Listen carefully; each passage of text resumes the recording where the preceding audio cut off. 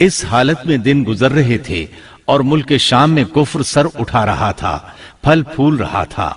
زیادہ زور لبنان کے علاقہ جات میں تھا، وہاں نئے سرے سے بتوں کی پوجا شروع ہو گئی تھی۔ اللہ کی طرف سے ہدایت آ جانے کے بعد وہ پھر سے خباثتوں پر اتر آئے تھے۔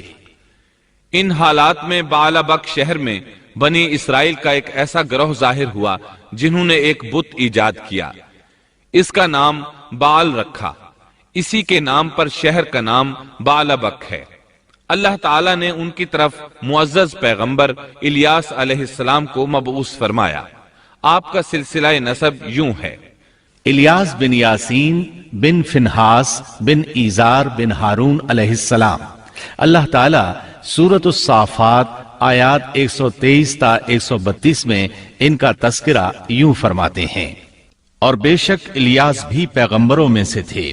جبکہ انہوں نے اپنی قوم سے فرمایا کہ تم اللہ سے نہیں ڈرتے، کیا تم بعل نامی بت کو پکارتے ہو اور سب سے بہتر خالق کو چھوڑ دیتے ہو، اللہ جو تمہارا اور تمہارے اگلے تمام باپ دادوں کا رب ہے۔ لیکن قوم نے انہیں جھٹلایا، پس وہ ضرور عذاب میں حاضر کیے جائیں گے، سوائے اللہ کے مخلص بندوں کے۔ ہم نے الیاس کا ذکر خیر پچھلوں میں بھی باقی رکھا کہ الیاس پر سلام ہو، ہم نیکی کرنے والوں کو اسی طرح بدلہ دیتے ہیں،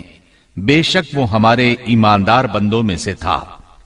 قرآن مجید میں ان کا نام الیاس بتایا ہے۔ انجیل یوحنا میں ان کو ایلیا نبی کہا گیا ہے۔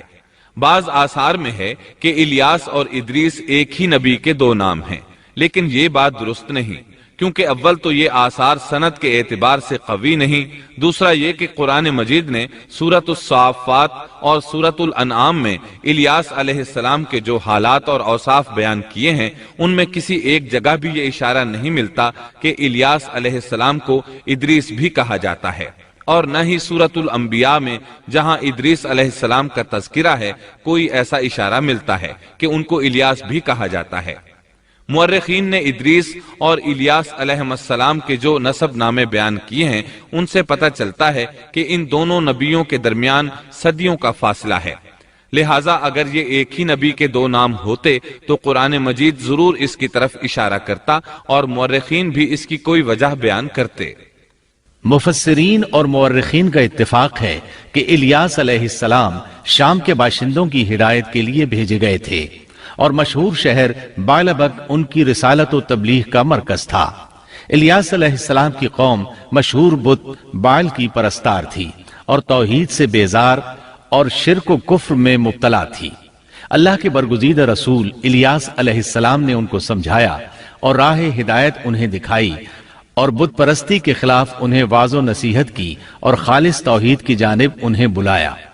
کتب تفاسیر میں ہے کہ بعل نامی بت سونے کا تھا اور اس کا قد 20 گز تھا اور اس کے 4 منہ تھے اور اس کی خدمت پر 400 خادم مقرر تھے۔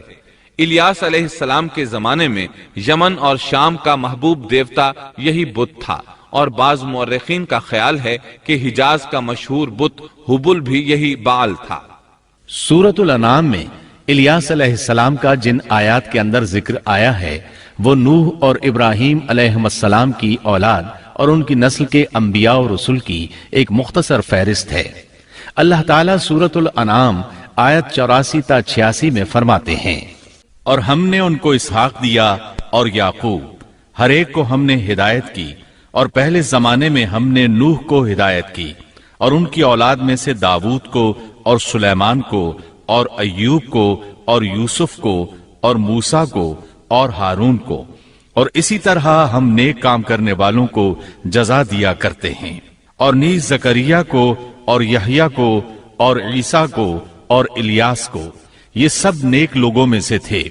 اور نیز اسماعیل کو اور یسع کو اور یونس کو اور لوط کو، اور ان میں سے ہر ایک کو تمام جہان والوں پر ہم نے فضیلت دی۔ الیاس علیہ السلام اور ان کی قوم کا واقعہ اگرچہ قرآن میں بہت مختصر ہے، تاہم اس سے یہ سبق حاصل ہوتا ہے کہ بنی اسرائیل کے یہود کی ذہنیت اس درجہ مسخ ہو چکی تھی کہ دنیا کی کوئی برائی ایسی نہیں تھی کہ جس کے کرنے پر یہ حریص نہ ہوں، اور کوئی خوبی ایسی نہ تھی جس کے یہ دل دادہ ہوں، اور انبیاء و رسول کے ایک طویل اور مسلسل سلسلے کے باوجود بت پرستی، نجوم پرستی، عناصر پرستی، غرض غیر اللہ کی پرستش کا کوئی شعبہ ایسا نہ تھا جس کے یہ پرستار نہ بنے ہوں۔ قرآن مجید میں بنی اسرائیل سے متعلقہ واقعات میں جہاں ان کی بدبختی اور کج روی پر روشنی پڑتی ہے، وہاں ہمیں یہ نصیحت و عبرت بھی حاصل ہوتی ہے کہ اب جبکہ انبیاء و رسول کا سلسلہ ختم ہو چکا اور خاتم النبیین کی نبوت اور قرآن مجید کے آخری پیغام نے اس سلسلے کو ختم کر دیا، تو ہمارے لیے ازحد ضروری ہے کہ بنی اسرائیل کی مسخ فطرت اور تباہ ذہنیت کے خلاف احکام الہی کو مضبوطی سے پکڑیں اور ان میں ہیلا سازی اور ٹیڑھ پن سے کام نہ لیں، ان کی خلاف ورزی کی جرات نہ کریں، اور ہمارا شیوا سپرد و تسلیم ہونا چاہیے، نہ کہ انکار و انحراف۔